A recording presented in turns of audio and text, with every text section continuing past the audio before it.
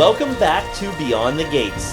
Hold on to your butts, the Hammond Collection is back with the all-new, stunning Jurassic World Fallen Kingdom Carnotaurus, first available at Target. We are going behind the scenes of designing the toy and film dinosaur with Mattel's Greg Murphy and Industrial Light and Magic's David Victory. So let's bite right in. I am so excited to bring the Carnotaurus to the Hammond Collection. This is an awesome dinosaur from the Jurassic World franchise that we know fans love and that we've been waiting to bring to you guys.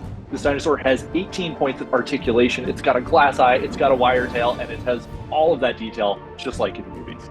We're always working to make our Hammond Collection figures even more lifelike. And for the Carnotaurus, this was no exception. This dinosaur has those smaller feet so that the dinosaur is easy to pose, easy to stand, while still maintaining that content-accurate look. The Carnotaurus kicks off an all-new size within the Hammond Collection, which will allow us to bring all-new fan-favorite dinosaurs that are smaller than the T-Rex, but larger than the Baryonyx. Since this is a larger scale figure, we're able to capture even more detail. We really wanted to make sure that the head looked just like that close-up scene that we see in Fallen Kingdom.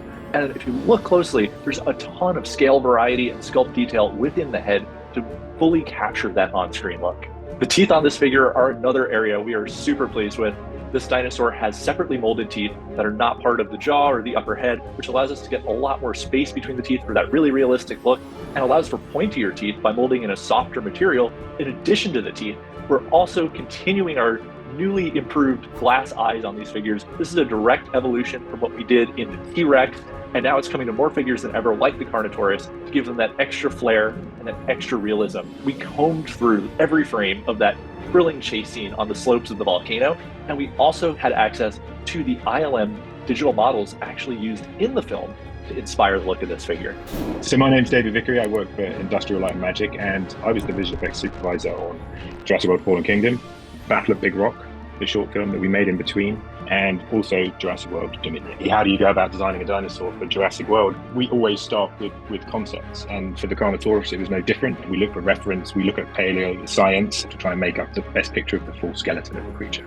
We had a really fantastic concept artist called Jama Jubarev working with us on Jurassic World Fallen Kingdom, and he was really the person that designed that creature, in conjunction with Dave Bayona. I mean, it did evolve, the design of the Carnotaurus evolved. We played around with the size of the dinosaur's head. It got bigger and bigger and smaller and bigger and bigger, and then the horns got shorter and stubbier, and we wanted it to feel more devil-like, I think was the idea. The challenge in extreme close-ups on creatures like that, when you have to create a digital asset that can be seen in a wide shot head to toe, but then you have full frame shots just in on the eye, essentially. And then we end up running it through every single shot. And you look at the renders and you go, oh, okay, the claws don't stand up to scrutiny. We need to work on them. The eye needs more detail. We need to add tear lines in and bits of goo and gunk. And so you have to continually improve every single iteration of every shot and look for the weak points. If you're going to look at a creature and try and make a fantastic creature like a dinosaur real, then injecting a little bit of something that people can recognize and are familiar with is a really good way to sort of ground it in a reality that you accept as being physical. When it came to the sort of horny keratin-like structures on the dinosaur's head, he looked at, marine iguanas, basilisks. We're trying to create something that has a real physical presence for the audience. Carnotaurus is such an amazing dinosaur. Such an amazing dinosaur. I think it's my favorite in the franchise.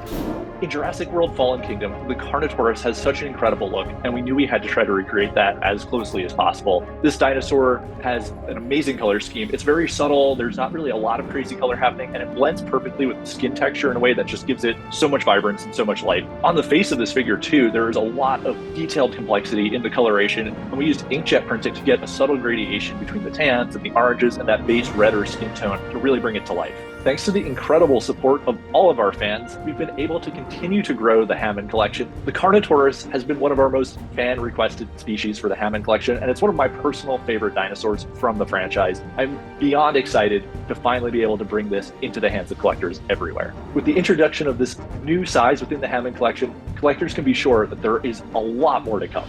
The Carnotaurus has always been a favorite dinosaur of mine, and this one brings the Hammond Collection to a whole new level of quality.